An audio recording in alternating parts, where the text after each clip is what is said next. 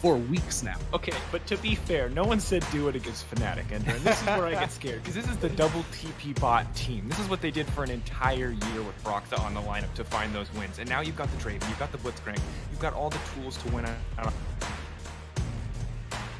Execute against a team like Fnatic, that's it. You don't get second chances. Yeah, it's gonna be difficult for them for sure. You cannot make mistakes against Fnatic, especially when your playoff life is on the line. You know, we've seen other teams slightly above Excel already falter in the standing state with Misfits dropping down, but every single game Excel have to come into, and they have to find some kind of an upset. This week they have Fnatic today, G2 tomorrow. If they want a chance at playoffs, they're gonna have to upset somewhere. Yeah, and as I said, with the Misfits loss, it's no longer a pipe dream. It's very much possible. It's in reality, especially if top teams keep losing to bottom teams. So if Excel can find a win here, that's going to be everything. That's going to be massive because their schedule is brutal. Their schedule is miserable. They play every single top team. But if they can find a win here by shutting down Fnatic's bot lane, it's going to be big for confidence and it's going to be huge for the standings. And putting so much faith into Patrick as well on this Draven, the signature pick. You know, we've seen him play it in the past back when the name was Sheriff, and a lot of resources going into him in this game up against Reckless. This is going to be a really pivotal matchup. You look around the map, it is the Patrick show we are going to be waiting for, and something a lot of fans have been waiting to see as well. And something that, in general, I just think is one of the biggest strengths of Excel is how solid Patrick and Torre have been for this team. They were both kind of diamonds in the rough last year, I think, if you want to say, when Torre was Norse.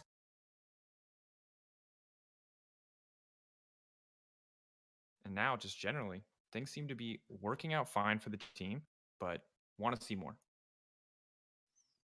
You definitely do, and that's where you start asking the questions coming in towards playoffs. Of course, there's a big environment shift here for these teams. So this is the first time we're seeing all of these teams after, you know, the week break we took last week, you know, sort of unexpected there. But this is a chance to sort of reset yourself going back in towards these final weeks and to try and, you know, come in no strings attached, right? You know, I think Vedios was talking about it earlier in the day. The desk maybe was as well, where it's a scrim environment. You know, you're playing at home. You know, do we see the XL, you know, scrim god? You know, we hear the rumors about Mickey popping off in scrims. Is this the day we get to see, you know, some sort of consistency come out of him on the stage as well? Okay, but to be fair, he's playing Ornn today too. You know, so like if there was a pop-off day, it was probably on the Renekton mid. Maybe we wait for the pop-off day. Maybe this is the safe, reserved Mickey day. That's all I'm saying. But the thing that I love, he could pop off on the Ornn. I mean, that'd make LS happy, but come on, man. No one else is like keen on the Ornn pop-off performance.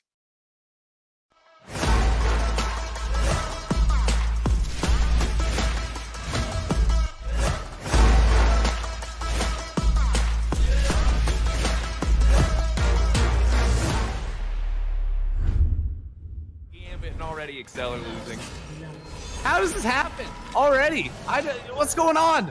I was about to come into this game and be like, look, you don't want to play around bot lane early because the TPs are going to come in. But then Fnatic just hit you with the classic level 1, and now Torre's down a life. That's going to be first blood going onto Hylissang, so it's not going to be the end of the world. It's not like Reckless rolls into lane with an extra, you know, longsword or something, but still, not the start that Excel were looking for. And really, when you fall behind Blitzcrank Draven lane, like, you're going to get more opportunities to come back. But Reckless wasn't really going to be able to play the lane, especially against an exhaust Draven. The dark technology that G2 themselves have honestly plagued probably every lane with. We saw it in in-houses when 5 people took exhaust. Now we can see it in the bot lane when a Draven just runs down a Kais with exhaust. It's going to be difficult for Reckless. Yeah, I especially like the exhaust pick here on a Draven in particular, because like you already know that guy's going to be hard to beat down, even if you are one of the big damage dealers for Fnatic later on, right? Like in any kind of 1v1, like Pantheon would love to jump on that dude, but now that he's gotten exhaust, like there's no way you're going to ever beat this guy. Yeah, especially when he has stand aside to interrupt the jump as well. So things don't get easier. But now another pause coming through. We'll keep you guys updated on what exactly is going wrong here. It's interesting though, Ender, when we look at this game, I gotta say that's like the worst possible start for Excel, but I still am not counting them out, right? Like despite first blooding on their bottom side that, you know, probably should have dominated. I'm still not worried because I feel like Blitzcrank is such a coin flip champion, but you get to flip so many coins, Ender. Every 20 so seconds, as long as you have mana, you have a chance to just win the game. But here's the thing. Like, that's great, Dracos. Don't get me wrong. But they are playing against the master of flippers himself in Hylissang on the other side. So if there's any player that knows how to play against the flip, it's got to be him. But what is the strategy then? Does Hylissang just say, we're not going to flip the coin, I'm just going to flash in front of this hook and we're going to go? Like, I think Hylissang goes for the flays. He goes for the flays because those are pretty much guaranteed unless you send him the wrong way. And if you send him the wrong way, then there's bigger problems. Look, we've all been there. Many historic moments from many different sports. Shout out to our boy Yellow Star back in the day. It's an easy ability to fumble in moments of high pressure. Ender, 10-5 is a bit weird to me as a patch. Because like a lot changed, right? And I don't think we're going to get to see a lot of the things that I was most excited about because the Blade of the Rune King buffs made every single champion feel so oppressive. And while there is a Renekton on the top side, I can't imagine the Renekton or the Pantheon are going to bust it out, which makes me sad because I liked the Aurelias. I liked the solo Q spice that was coming out, and it just hasn't been there yet in the games today. Yeah, maybe we'll have to wait for it a little bit later on. It's also one of those things where like you're going to see it a lot, especially when it's like a bruiser or fighter matching up into a tank. And because we don't have any of those direct matchups going on, at least in this game, it's something you're probably not going to see a whole lot of. The other thing that I think is weird about 10-5, and it's not just like the changes that happened on it, it's that technically this is the first day we're seeing LEC players like in the LEC playing on this patch. But we're all on 10-6 now. So it's like we're seeing it for the first time, but we're already moving past it. It's a really interesting dynamic because usually you have that like buffer week in between where you see what teams have their first initial read on it in week 1. And then week 2, they make some slight adjustments. But now it's just like we're on 10-5, and then we're going to piece out to the next patch like very, very quickly. 10-6 is the one that gets me excited, though, because we're getting closer and closer to Fiddlesticks rework, and all I really want to see is Fiddlesticks be competitively viable. The first legitimately creepy champion we've ever made. Everyone else that has like a horror theme, you're like, all right.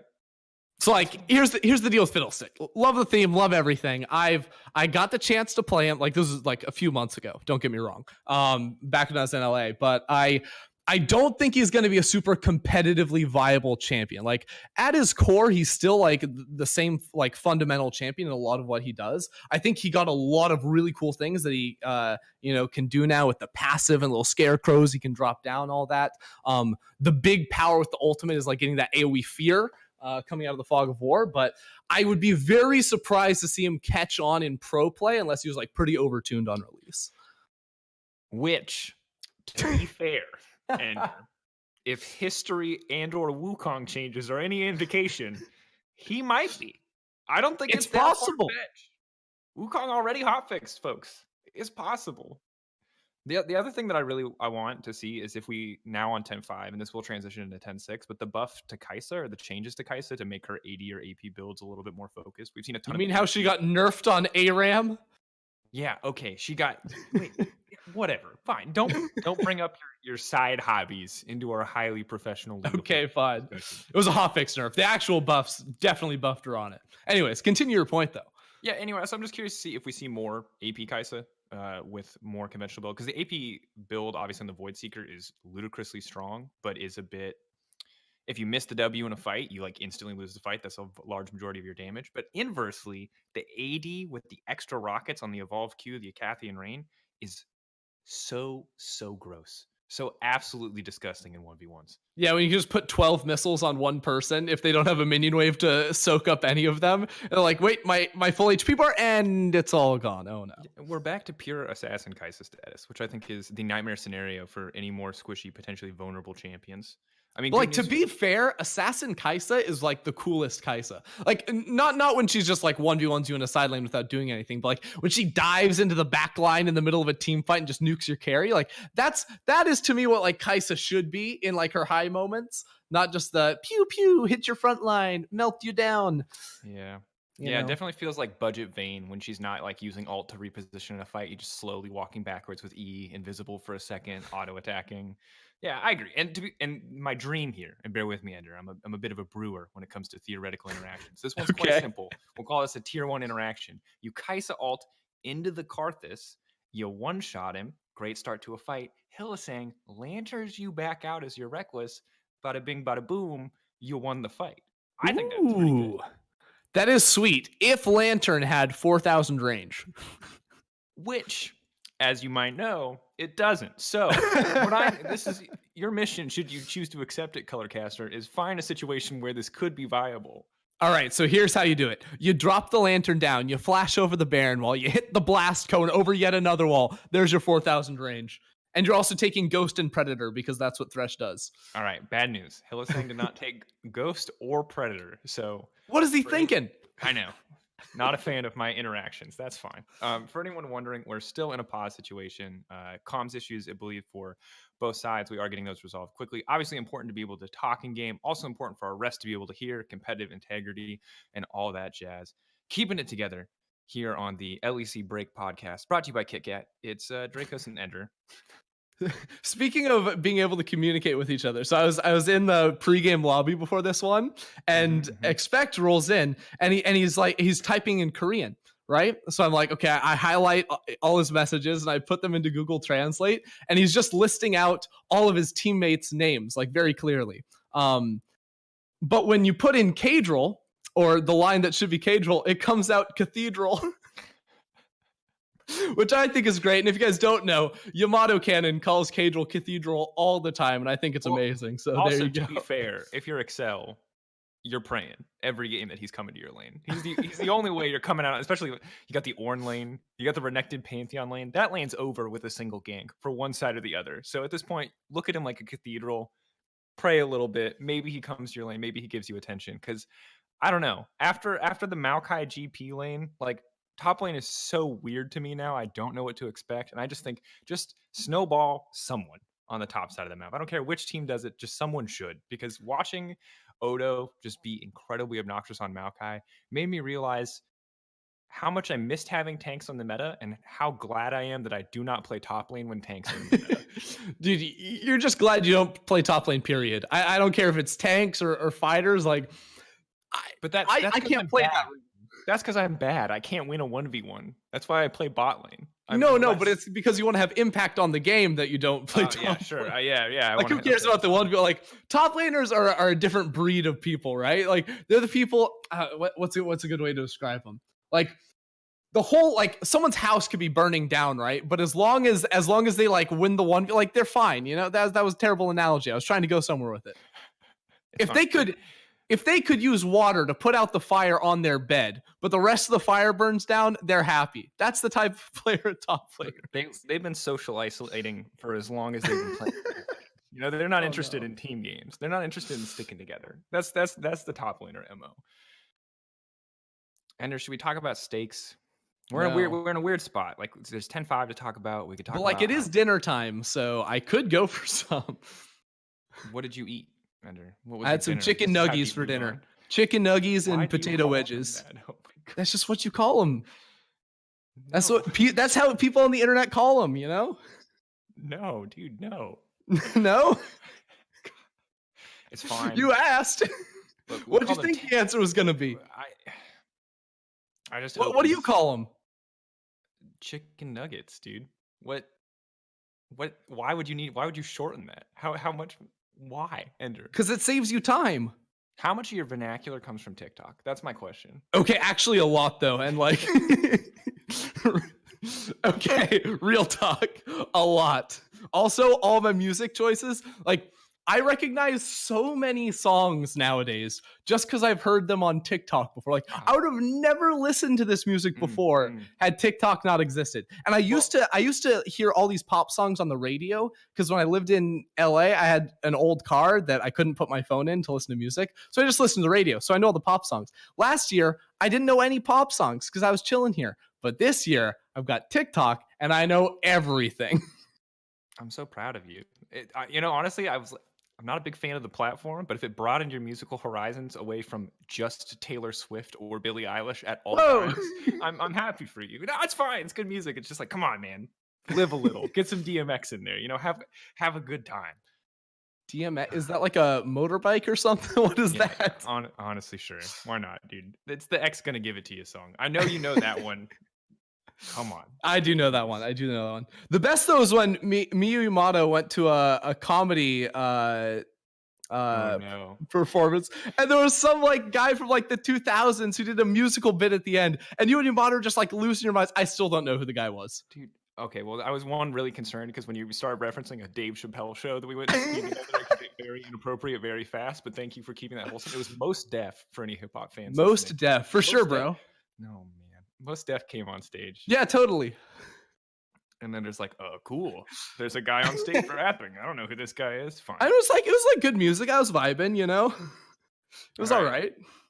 I think we've hit our allotted quota of random off-topic nonsense. Okay, pull me back. So I'm going to bring you back into some stakes. So coming into today, I was really thinking that this game would be sort of make or break for both Rogue or Misfits, because essentially at this point, if Rogue or any combination of 2 XL losses and 2 Rogue or Misfits wins, right, locks both Rogue and Misfits into playoffs, right? Mm-hmm. So sounds good. But I never thought that Schalke were going to win. Was not on the coins or in the cards for me. Did not think that. To be fair, no one did. No, now it's kind of ruined my stakes because this could have been the game that locked Misfits into playoffs. I could have been like, oh, Misfits, hoping, sitting back, waiting. They need Excel to win this or Excel to lose this game so they can get into playoffs. They can lock that spot. And now I don't really know. Now it's like the same stakes, just kind of delayed. Like they need Excel to lose this game, and then they also need to win tomorrow. Yeah, because I mean, if you look at the standings right now, right? Like you have Excel currently with 7 wins, and then you have Rogue, Mad Lions, and Misfits all with 9 wins. Rogue have a game left to play today, but it's against G2. So I'm going to go ahead and say it's like fairly likely that they're going to have 9 wins continued at the end of the day. So if Excel were to win this game, they'd be 1 game down. That sounds great for Excel fans. The bad news is Excel lost both games they played against Rogue. They lost both games they played against Misfits. But the good news is they won both the games they played against Mad Lions. So, like, yes, they're going to be 1 game down from Rogue and from Misfits. But the real battle, I think, for 6th place, assuming that, Rogue and Misfits don't completely tank towards the end of the season, is going to be between Excel or Mad. And it's really especially intense because a lot of these battles, I think, hinge very highly on Mad Lions' performance on the day, right? As you know. But one of the things that really stood out to me is from talking to G2 players specifically about Mad Lions. They're like, yeah, these guys are geniuses. They're so good or they're terrible.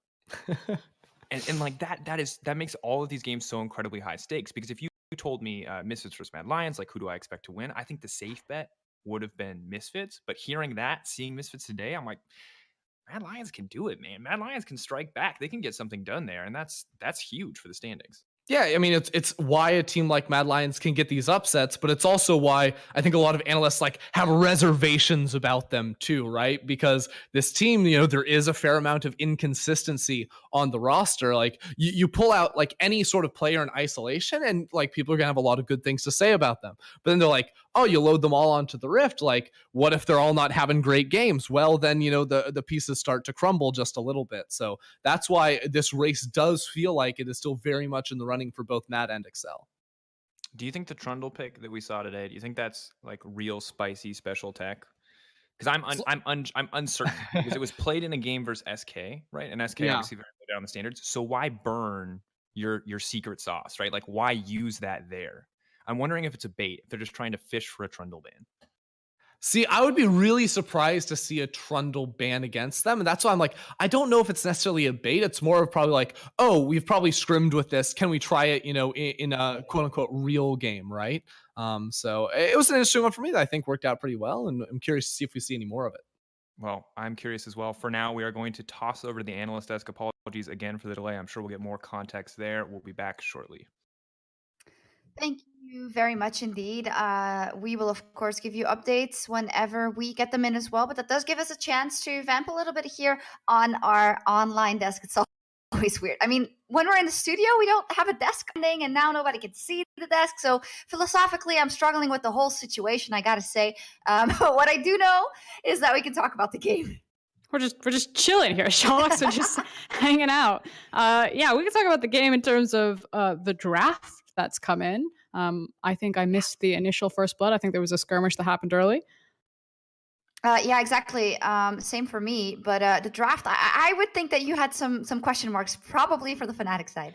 I actually thought that, okay, so here's my tinfoil hat. I'm putting it on. I felt like there was a plan that Fnatic had something spicy with the draft in terms of either flexing a Cassio or a Pantheon, perhaps even into the bottom lane. But it felt like Fnatic bailed kind of halfway through it as soon as they saw the Draven and the Blitzcrank come out. The fact that they saved the ADC Kai'Sa reveal pick for so long. So as I was watching kind of what was happening with Fnatic's draft, I was like, okay, that could be Reckless's Cassio. That could be maybe a super special pick coming out for Nemesis in the mid lane. I know that Nemesis is very well known for his Cassio, and he's an amazing player. But that's kind of what it felt like just watching it tangentially.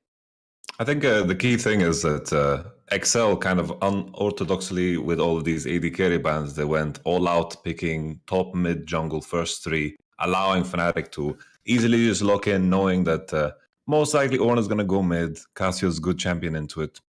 You have Prio, you get to have some mobility early on, you get to impact the map. Ornn gets to scale, of course, and then later down the line, I think Excel just kind of showed the fact that they can lock in Draven into a player like Reckless, because of course he's not going to play a Caitlyn. He's most likely not going to play like an Ashe, because these are the champions that are usually good into Draven. So it just makes for an exciting matchup. And always with Draven and champions like this is the whole early game becomes about Draven, because the moment there is some impact in the bot lane and Draven goes 0-1 or 1-0, it kind of changes the whole flow of the game. And it's kind of, I like the suit for Excel because they need to show us something explosive, but at the same time, Fnatic is so good at impacting bot lane, so it's just makes up for an exciting matchup.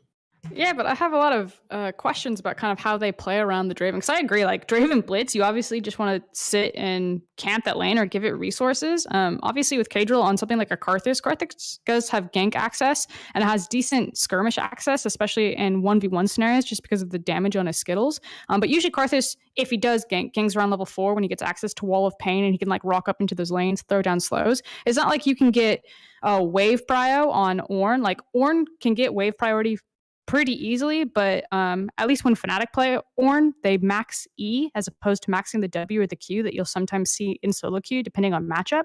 And if this Ornn goes for an E max to try to compete with wave clear, he has to put himself, he kind of does the combo like Galio, where he kind of like Qs through the wave and then he walks and then he E's back towards his tower like how Galio would Falcon Punch, and that just allows Cassio to just walk you down with poison. So I'm trying to think of like who actually gets down there for the Draven and the Blitzcrank if they don't just want to try to force the 2v2, like if they actually really want to hard pressure this lane. And I think it actually has to be through the potential Renekton. I don't know, I think Excel will try to attack somewhere else, but otherwise I think it's just Draven and Blitzcrank trying to crack Reckless and Hilly. I don't know if they have the experience necessary on those guys playing weak side. Oh, that's I mean, there's a lot to think about, clearly. Unfortunately, the game is still paused. Hopefully we'll get into it pretty soon. I do have an update in that Excel is swapping out one of the PCs of the players right now. Hopefully that shouldn't take that long. It's obviously a new situation for everyone, but we will see. Yamato, what do you have to say to the draft and to the game plan from either side after Indiana's points? I think the key thing is the globals. Like Karthus ult is going to impact bottom. If Ornn is going to be able to have the space to walk down bottom, it's going to be amazing. And at the same time, Fnatic side, they have the Pantheon, the Gragas. They can easily create a snowball onto the Renekton early on. Sure, Karthus pathing, we saw in the game that he's starting from bottom side, going into top side. This is going to matter. It's all about how those globals end up into bottom. Because I see bottom like Rome, and all roads lead to Rome. That's a good point, and I think whenever we watch a Fnatic game, we know that a lot goes on around that bottom lane as well. I am getting the cue that we are very close to the teams being ready once again. So with that, let's get back to our casters, and please, Ender, stop talking about TikTok. Thank you. Wow, not cool, Shocks, but thanks. We're back into the game. So rude. All right, Dracos, talk to me. Where are you at? All right, it's going to be Ender solo cast from now on. Good news, people in chat. Weird champs only. We're going to be waiting to get back into the game as soon as possible. What? No. We had like a good 15 seconds, guys. It was a good run, but not enough, unfortunately. Yeah, no more weird champs. Give me Monka hms. That's all I want. I want Monka hms and nothing else. I see. Well, as we heard from the fantastic breakdown on the analyst desk, bot lane center of attention. We talked about it a little bit, but that's really the only thing I want to see is what's the accuracy rating on Torre hooks? Like, how clean is the Tory that we see today? Because if there's one thing that I know this man for, it's engaging well. We've seen it since the Rockhat days forever ago when he was still known as Norse Garen. How clean are the hooks going to be? Can he just drag Reckless right into the middle of the team once or twice and win a game? And can he avoid the lantern from Hylissang too? Because that's the one thing you have to think about with Blitzcrank hooks. You need to be able to chain that CC before Thresh can just lantern you on out of there. Hopefully we'll be able to get back into this one as soon as possible. It feels like, we had that first blood so long ago, Dracos, right? Torre went down. But I mean, like, as a reminder, the gold all went on to Hylissang. So like bot lane's still pretty fine. Like, it's not going to swing the matchup too terribly much for these two guys. But to be fair, Ender, yes, there's a window of opportunity here. Because when we look at the scoreboard in game, right, what we can see is that Hylissang has spent no money. Which means that kill gold is effectively worthless. But you know what else Hylissang has done? He's used Ignite, which means Torre has Ignite advantage as well as even gold for the start of the game because he was smart enough not to use a pot in that exchange. So really, super big brain getting caught if he goes for the all-in in the next 2 minutes. I mean, Dracos, that's like a fair point. When you brought up window of opportunity, I thought you were saying we could make like a pizza run before this pause finished, but I guess we have different priorities. No, as we learned, you can't AFK during a pause for even a second, or you get enderweirdchamppodcast.com. You gotta be vigilant. You think you got that was time a for a bathroom great break? You're wrong. By the way, that website still exists, so I would highly recommend checking it out. See, this is perfect because I get to promote Euphoria and you get to promote Ender Weird Champ. It's really the culmination of the two things that we both love so much. Honestly, the Weird Champ's gotten to a point where, like, those companies that like don't advertise ever, but like everyone still talks about them all. Like that's sort of like where I'm at with the Weird Champs, Like Hoover, right? Yeah. Like no one calls it a vacuum, at least in the UK or in Europe as far as I know. They always say Hoover, right? That's a brand, dude. How deep in are you? That company owns that mind share. Brilliant. That's what we need to do. People don't think Ender, they just think Weird Champ, and you never need to say anything else. Free rent in the minds of all Twitch chatters alike. I would like to circle back to our original conversation around chicken nuggets. My mother my mother reached out to me and informed me that chicken nuggets is indeed the correct pronunciation. So I'd like to say thanks, Mom, and I will only refer to them as chicken nuggets from now on. I'd also like to thank my grandparents that are also watching the stream right now. Hi. Thank you, Mrs. Enderke, or Ms. Enderke. What's your last name? Mrs. Fry. Ender Mom. Ender Mom. Ender Mom. Ender Mom. Thank you. We'll give that a solid okay champ. In my book. You know what I mean? That's what you like. You'll love to see it. This is just the tendies of a new era. You know what I mean? I'm not with it. I don't really get down old baiting himself for jokes. You know what I mean? He's just like, I'm old. But like in this one, between the most deaf thing and the tendies thing or the nuggies thing, whatever it was, I'm in that camp now. Dude, there were a lot of different things. Let me be clear on our podcast. So before you were so rudely interrupted by the analyst desk. I'm trying to think about what other interesting podcast subjects that I would like if I was specifically to invite you on a podcast, what would I talk about? I think it'd be champion balance, champ design, because you've experienced there. Okay, I love that. Min-maxing Karthus jungle clear routes, because those are the two things where you're like certifiably the most qualified person on our broadcast. That and TikTok, but no one wants to hear about TikTok. So like, you can pick. We can talk about balance and design, and I've got many questions for you. Yes, balance design. Let's go. Hit me. All right. And keep in mind, people, we may be getting back into game shortly. Hopefully, we're working on it. Me and Ender are in game. We get to see the all chat. Thrilling back and forth of people spamming the letter R for ready. No, I dragged it off my screen. I haven't read any of this. Wait. That's a story for the next. If there's another pause, we're going to tell the story about how you don't have chat on one of your accounts.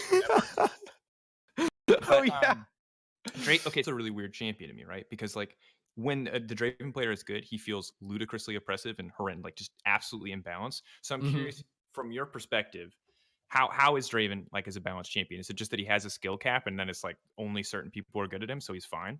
I think there's a lot going on. Like, yes, there's certainly like a skill to him, and primarily like when you look at champions that play very differently to any other pick in their role. They're always going to have like higher mastery curves. It's basically like the first game like a 30% win rate, but by your 50th game you probably have like a 56% win rate or something like that. And like the bigger the difference is between those two numbers is how you determine mastery curves. Basically because in between like every auto you're trying to like pick up your axes, like that's a little bit more complex and alters how you kite a lot of your champions. So I think there is a bit of a learning curve with him. But also he's like intentionally designed as like one of the most snowbally champions by default, right? Like you get kills, you're able to cash in, and that looks really good. So I would say he's one of our more like sharp champion designs, which is another like designer term, which is basically like the difference between being like really good or really terrible on a champion, being like that, than it would be on, I don't know, let's say what's a Misfortune, very flat champion, whether like you're brand new or 200 games. Yeah, exactly. The simple stuff. All right. Well, thank you for that, Ender. Luckily, we now have League of Legends to take us through as well. You kind of lost me when we started getting into the vernacular of like a sharp champion. I'm like, oh my god, this is like one of those things where people have sat in a room for too long and just made up words, and now it's overly complicated. But hey, it's important. It makes sense. You need to have terms for things. XL though, for now. Bot lane not going quite as much or as well as they wanted. You can see the early back for a second Doran's Blade into the back pocket of Patrick should give him an even greater advantage in theory in a lot of these trades, but not really pressing their advantage so far. And Reckless and Hillsang doing a fine job of surviving. I wonder when we actually see attention paid down to that bottom side. Yeah, it'll be interesting because, you know, you do have all the TPs in this game as well, so it could very quickly break out into some sort of a fight. That being said, this is a game where I don't think Fnatic really want to like all in towards the bottom side of the map. When you look at like just basic firepower in an all-in fight, I think you're going to favor a Draven, especially on this itemization, over that of the Kai'Sa. Now that being said, Reckless is recalling on about 1,000 gold right now, so he should be able to go back and, you know, get a little bit more bang for his buck than just an extra Doran's Blade. He has a pickaxe and the fairy charm now, so it should be much better. And a bit of an aqueduct there from Torre, so close, about half a second off. And I like that we're seeing the pickaxe and not the immediate tier buy here, because I mean, you're already in a difficult lane phase. Don't make it any harder on yourself by buying 0 combat stats when you return to base. So good heads up play. Will of course delay the Moromana power spike, but isn't super consequential. Obviously isn't procced on a Cathian Rain, unlike the nightmarish PPE days. So not going to be the end of the world. Yeah, ooh, check this out. Teleport coming through from Nemesis, just trying to secure the Scuttle Crab. He wanted to TP back into lane, but also Reckless and Tori have both roamed up towards the middle lane, so we could see some action break out here. Although with Cajal recalling and self-made topside, it should fizzle. Yeah, Reckless will back off and he is spotted. And this is something we usually see Reckless do on champions like Misfortune, a bit more movement speed. But I like that they're trying to do something when they're not comfortable approaching the wave against Patrick, that both sides are trying to roam, trying to get something somewhere else on the map, because it's very easy to just let yourself be the person who's sitting under tower all lane phase when Patrick wants to get aggressive. Yeah, and now like with the pressure Selfmade has through mid and top lane, like Selfmade is inside the enemy jungle, doesn't have his smite up, so we'll end up seeding that one back towards Cajal. But this is a situation where like he would have loved to try and pick or find level 6 before Cajal and try to sneak in one quick gank before Cajal can always be able to counter. Selfmade's gonna have to walk out of the jungle. Doesn't really feel comfortable taking the 1v1 against Cajal. Of course, isolated damage on the Skittles is gonna make a very difficult lay waste, a very oppressive ability. But Whippo smashing in these trades on the top side of the map. Fast Conqueror procs are making this pretty, honestly, unlivable for Expect at this stage of the game. But now Mickey is gonna be the one in trouble. Nemesis chasing down, a bit more follow-up damage. Twin Fangs hitting hard, but are they gonna commit fully for the dive? Does not look like it. Don't want to risk it on the Orange kill. Wow, ice in the veins of Mickey right there, holding on to the flash the entire time, even after getting interrupted mid-dash there by Selfmade, who, of course, was unable to tick over towards level 6. Even had he picked up the Bromp Camp, he was scuffling Cajal over. Wouldn't have been enough, so it didn't end up making a difference there. But still, pressure for Nemesis is always going to be a big deal, especially on this Cassiopeia, because if you can sort of like hyper farm up on this champion against, you know, 3 melee champions on the side of Excel, it's going to be really difficult to deal with Nemesis unless, you know, miracle hooks are coming through from Torre.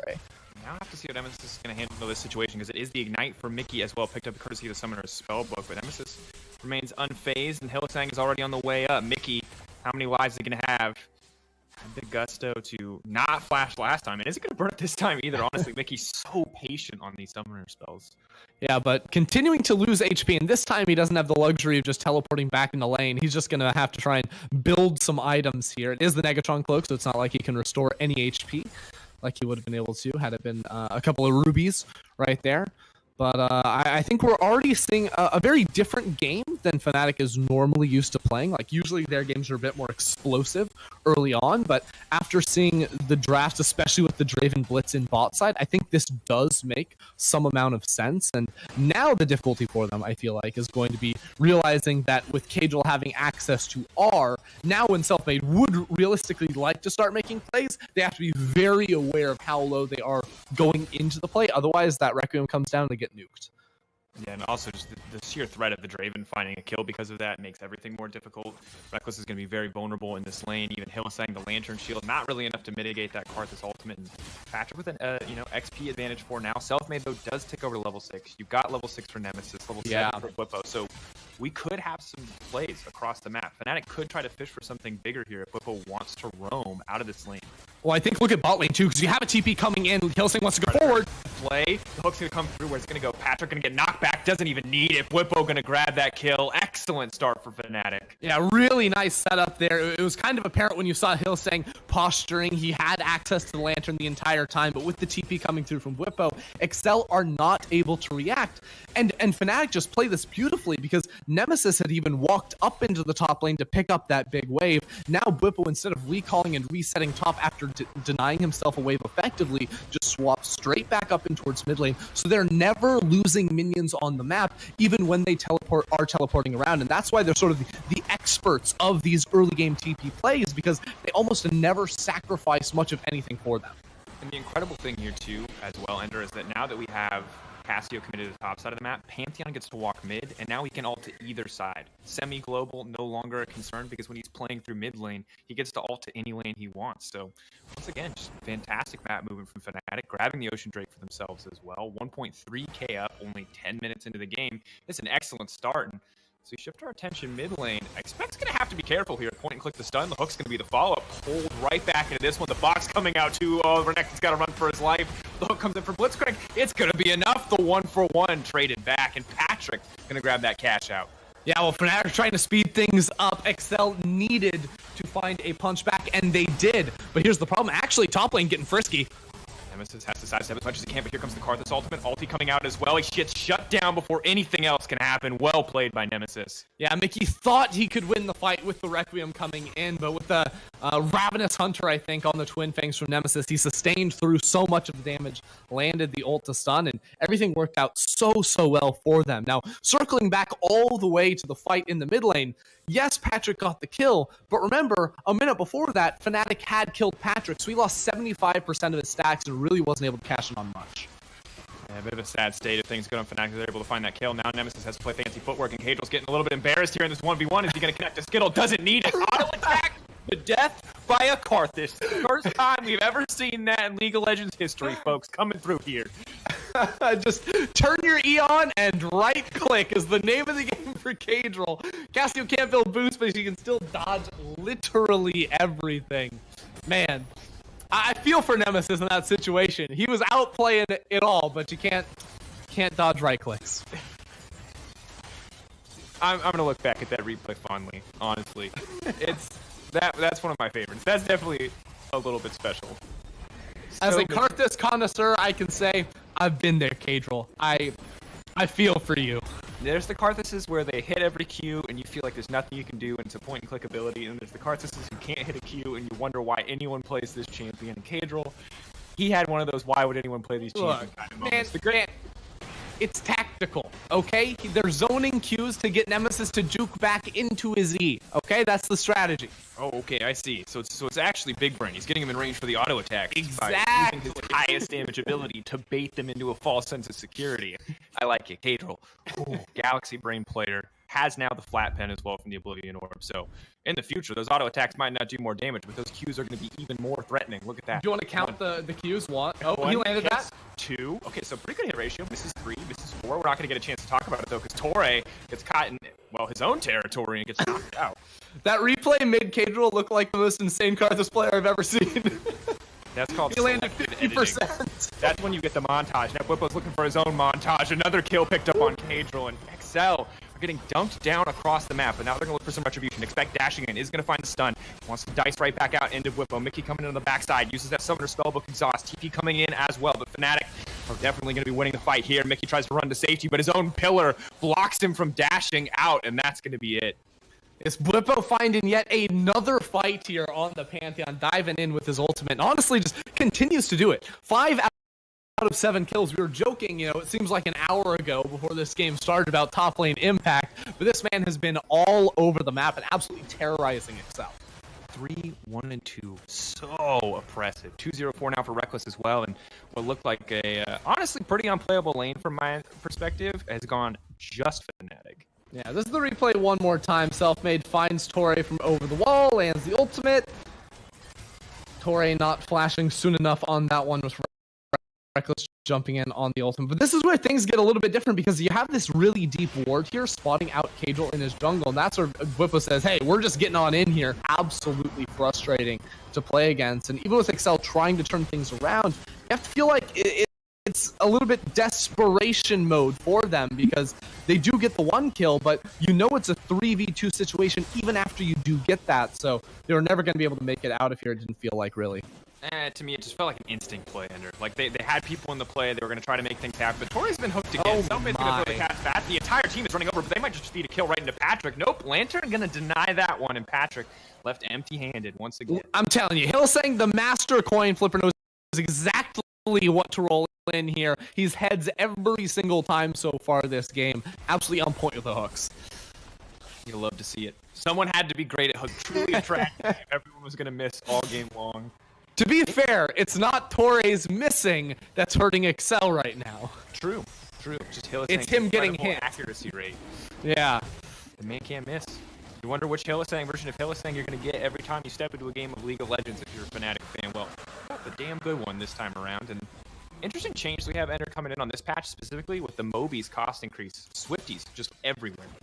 Yeah, everyone loves those Swifties here. I think on the Blitzcrank it's especially fun because I believe it does reduce the self-slow he gets on the W, so a little bit of bonus value out of that one, while Torre recalling under his tower gets absolutely chain CC'd. Not much you can do about that one, I'm afraid. No, when your buttons don't do anything when you push them, it's high likelihood that you had a non-interactive life there, and that's what Torre's experience was. I think Torre is building a Mikhail's Crucible as well on the old Blitzcrank. He's had enough. It's cool. Like, look, if you're at home, we all know it's for Torre, but we can pretend, oh, it's for someone else.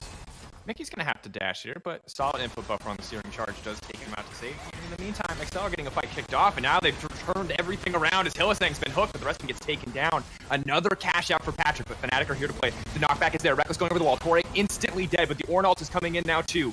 Patrick, how much more damage does he want to do? But key fight for XL. Cadral smiting down, but who gets it in the end? It's going to be one more kill trying to come through. Expect stepping forward, a bit more chaos here in the pit. Renekton in the midst of everything, and Fnatic may have overstayed their welcome. Patrick going to grab another one. Even going to get it. Looks like it might be one more. They're trying to finish him off. The flash away. Right back into Reckless. Cadral has to keep his eyes up, but it's not going to matter. There comes the Requiem and the shutdown for XL, just like that, coming out on top. It's a massive fight there for XL, down in gold with their backs against the wall. It felt like the game was sort of slipping out of their hands, but Torre started off with a wonderful hook, sniping out on towards Hillsang rather. And of course he does trade his life for it, but it means that Reckless enters in towards the pit, and later on we'll actually see Force to flash out of it, because now you have Reckless, Nemesis, Selfmade all sort of trapped here in the pit with a very divided situation. Notice Patrick able to interrupt, I believe, Whippo's jump forward for the stun there on the Pantheon, so his influence was severely reduced, and the AoEs in the pit with Renekton plus Karthus were enough to sort of clean up the backside of Fnatic. And you love to see the cash outs. The Draven No finally TP gets required. Here you Sorry, go. continue.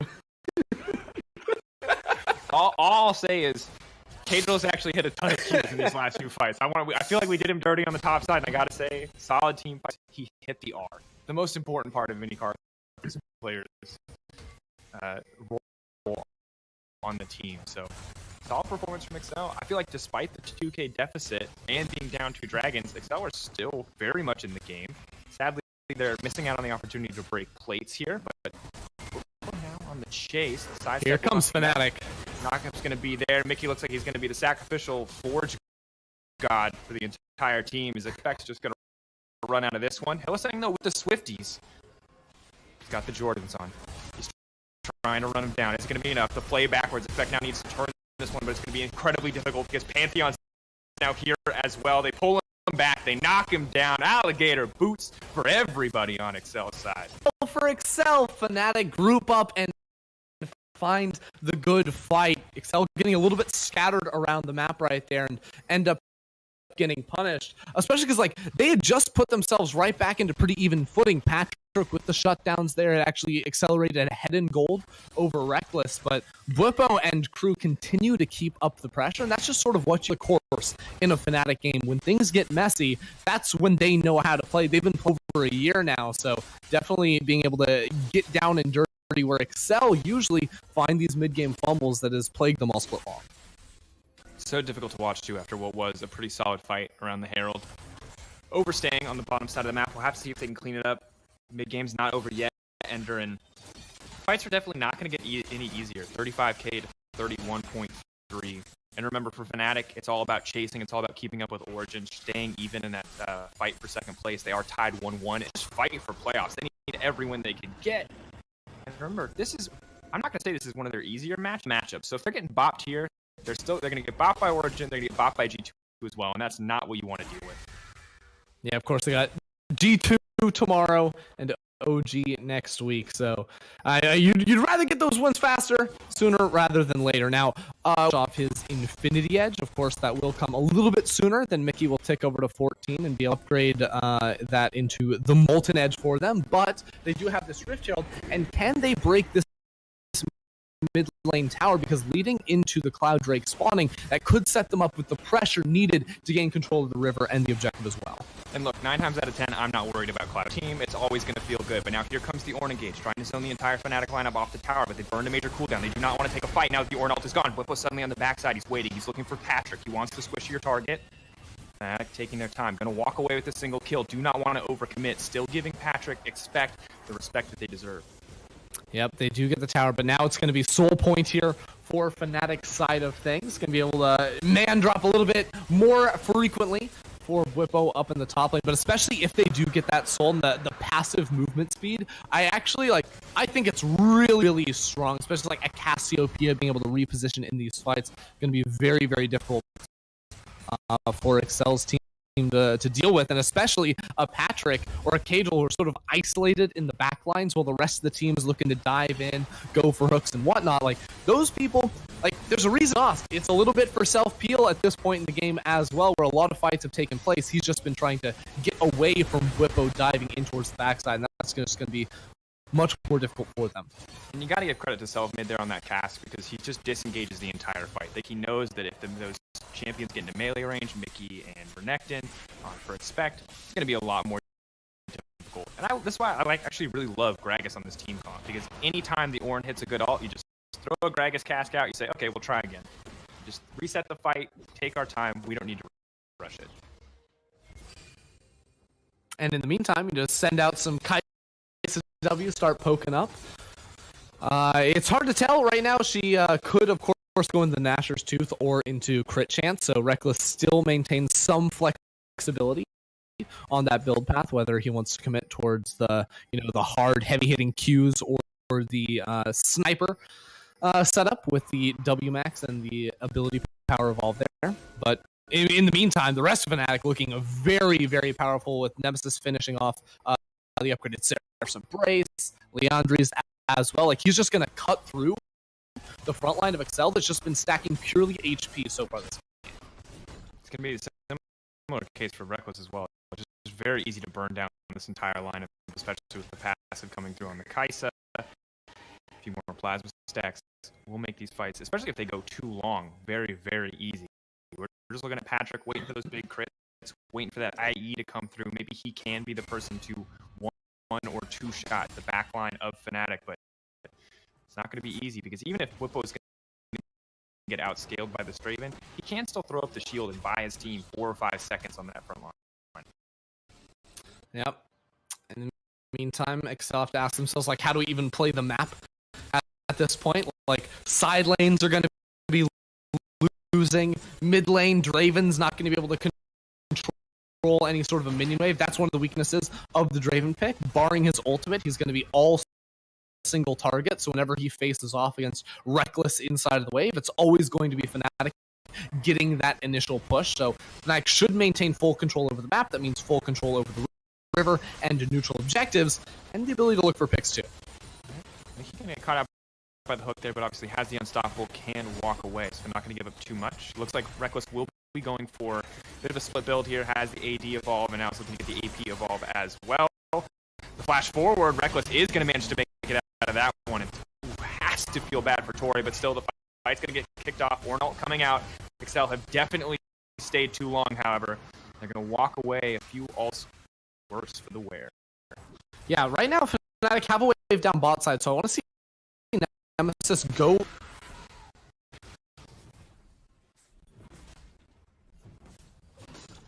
We're trying to tag team towards bot side. They both have TP, so they should be able to go for this duo push on this side of the map, and the rest of Fnatic seem like they want to respond too and focus down here in case fight were to break out.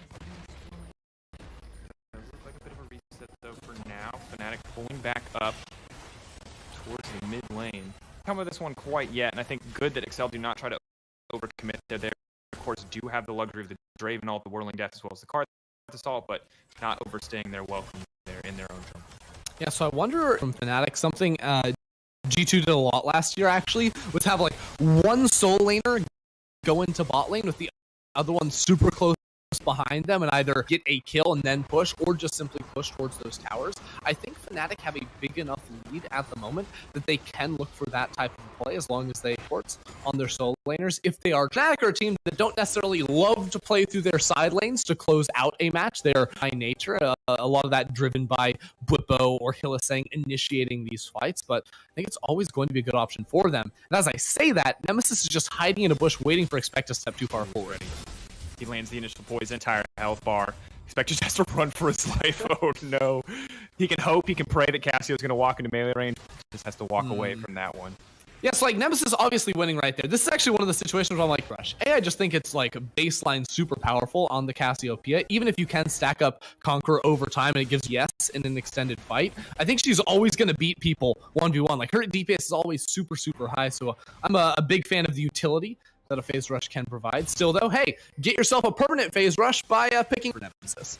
Also solid. Also, you know, if you just hit your Qs, you don't really need the extra. But sometimes you do because you don't have boots. The point of the game. It's true. She's level 16. She's zooming. And now she has the Cloud Soul, so even more problem solved here. Fnatic take that one just about completely uncontested. And right now, it just feels like Acceler to think that they know that they want to get a fight kicked off with Call of the Forge God. They obviously want to maximize the value on that card. That's all lost. Yeah, maybe trying to set up for a pick here with Tor. Okay. Well, F it on him. That was an interesting ult, wasn't it? And now Fnatic started off because Nemesis is coming from the side. Tori's been caught out. A beautiful hook. Reckless now going right. And that damage is insane. Expect now caught in the middle of multiple members. They are going to walk away. Cable throwing down the ultimate. How much work can it do? What can it do to bring the team back to this fight? Whippo now going to back off. Uses the invulnerability, uses the ability to block damage, has been taken away now, and Excel just backing out here under the tower. Only one taken down on the side of the Fnatic for 2 on the side of Excel. Yeah, but importantly, Excel were able to eliminate self-mid, so that removes a lot of the Baron possibilities here for Fnatic. Instead, they're just going to keep on pushing down towards this middle lane. Now, in theory, they can go back towards the Baron as long as they're willing to turn and commit for a fight, in which case, Excel should know this is being started up. Andrew.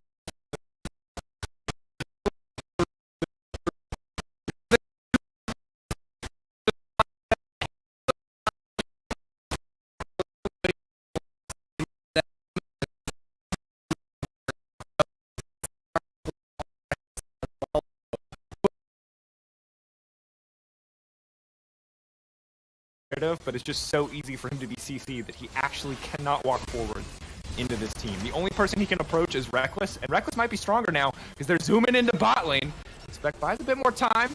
This is a stopwatch there, but it's not going to be enough. The spear shot comes out, and Bwipo's going to finish that kill. Suddenly, it's an exposed inhibitor, 2 exposed inhibitor. Nemesis is going to grab one down. Pantheon going to jump right in the middle of the team.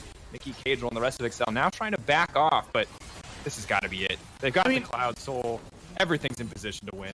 At some point, you just gotta say we're fighting now, Excel, because you've lost the Baron, you've lost the Drake Soul, you've lost 3 inhibitors, and you don't outscale either. So it's gotta come, and it's gotta come soon. Otherwise, Fnatic, one more push, they're gonna be able to close this one out. Like I said, Ultra Nightmare. Single hit, single mistake, you instantly lose the game. You're just getting swarmed by a million enemies. It's like, how can anyone beat this? It's true. Double super minions in each wave. Oof. Good news is Patrick is going to be rolling in money. Bad news is he's also probably going to get one shot if he missteps at all, because he has a Mikhails from Torre, but Torre keeps dying at the start of every fight, which means he might not get the chance to use it, and it's going to be all on that dirty, dirty exhaust. Yeah, they find the miracle exhaust, but even then, is enough to stop the inhibitor from going down. Reckless with a nice little swoop-de-doop into bot lane for the kill, but mid lane fight breaking out. Speaking of swoop-de-doops, Reckless swooping in on Expect. Nothing the little crocodile can do. He was viable from early to mid game, but it's 30 minutes now, and it's Kaisa time. Look, that was all dupe, no swoop. Fnatic now ready to close this one out. Walking in, Bwipo going to take a bit of poke here, but has the Aegis Assault, can just back off, mitigate some of that damage. Just going to get the sidestep on the hook there. Patrick definitely has to be very careful. Cass comes out and they've isolated the Draven, and now we're on face first to do it, but they have to be careful.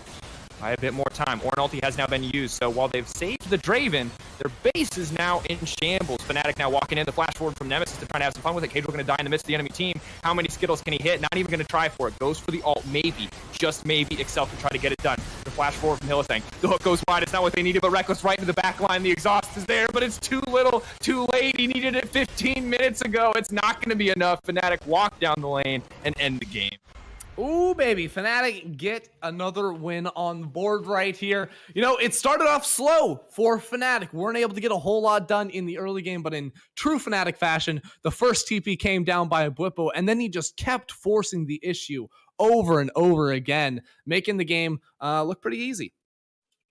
When I look back on it, Excel had that one really solid fight, I thought. It went relatively even, but given that they were at a deficit around the Rift Herald, things seemed okay.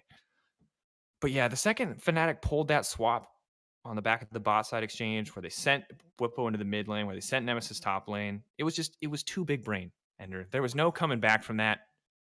They had Excel completely figured out. Yeah, I mean, it's a situation, right, where like a lot of teams know how to team fight, right? Excel, no doubt, know how to team fight. They were able to do that pretty well throughout this game until, of course, you know, the gold got way too out of control. But the way Fnatic played the map was certainly superior to Excel, and just need to tidy up those side lanes, I feel like, and maybe have a better shot. But I think through and through, Fnatic played very solid League of Legends.